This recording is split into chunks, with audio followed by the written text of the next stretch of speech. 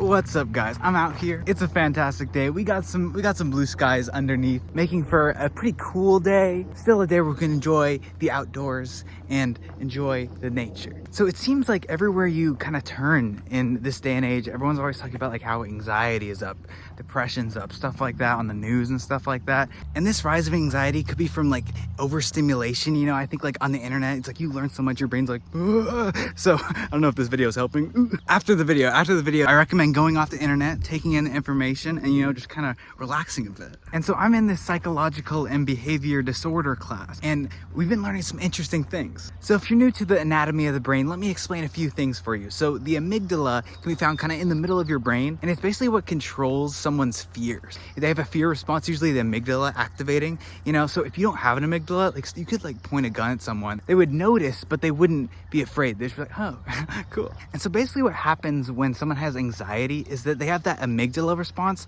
but they have it more often for most things than most other people. And you know, that can get in the way of a lot of things going on in your life. Like if your amygdala's going off all the time, you're very inhibited. You're not necessarily ready for like the challenges life throws at you all the time. So then you might like, you know, kind of withdraw. And withdrawing, that makes things worse because it kind of reinforces the behavior of avoiding, you know, scary situations and stuff like that. And so basically to combat this, psychologists have this thing called cognitive behavioral therapy, or CBT. And so what CBT does is the psychologist kind of talks through with the patient, like how can they challenge themselves to kind of suppress these anxious feelings. And one of the foundations of CBT is kind of challenging negative thoughts in your brain. You catch thoughts, challenge them, and try to change them. Let's say you have social anxiety, right? You're walking, and then you see some people you know, and you're like, you run away. You know, I've done it.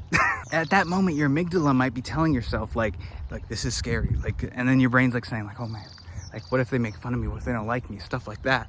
And you're like, oh man, then you run away, right? But no, what cognitive behavioral therapy does is it tells you to catch those thoughts and be like, wait, is this true though? And about 99% of the time, it's like, wait, this isn't true. You know, it's the amygdala. The amygdala is trying to be like, it's trying to protect you, ultimately. It's not like out to get you, but it is kind of counterproductive because it thinks that what you want is to stay away. Yet, especially in a social context, you really need that social interaction to feel better about yourself. Usually studies show that social interaction helps us feel better, even if we're introverted. You know, it's like, if you socialize, you'll feel better most likely. So through cognitive behavioral therapy and cognitive reframing, really, you can really change how you see and interpret situations. And by reframing these thoughts and then taking action on what's scary, you know, like going up to a group of people, you can give yourself just enough courage to do it the one time. And then once you do it the one time, you have more evidence to challenge your thoughts in the future. And it's just kind of a positive snowball of overcoming the fears that the amygdala is trying to tell you. And an example of this kind of CBT getting you to do something, that could be also an example of exposure therapy, or exposing yourself to anxious situations to help your body be like, oh, I can handle this. And then the amygdala eventually is kind of suppressed and like put back into what it's supposed to be. It's supposed to protect you from like, you know, a tiger out in the woods, you know, but not like people necessarily. And to compound this CBT argument, when someone has like an anxiety disorder, they go to a psychiatrist and they recommend some kind of medication. So the medication will suppress the amygdala. It'll give you that, you know, physiological response.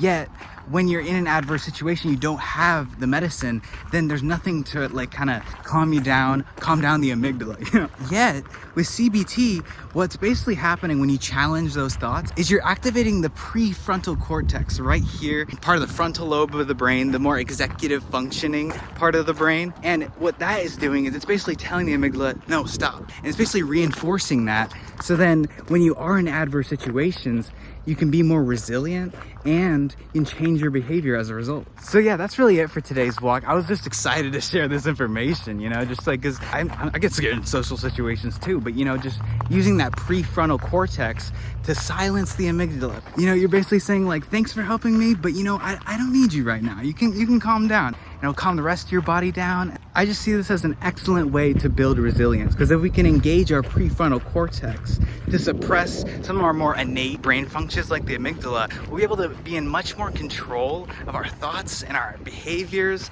and man, it'll be a great time. But yeah, I really hope you enjoyed today's video.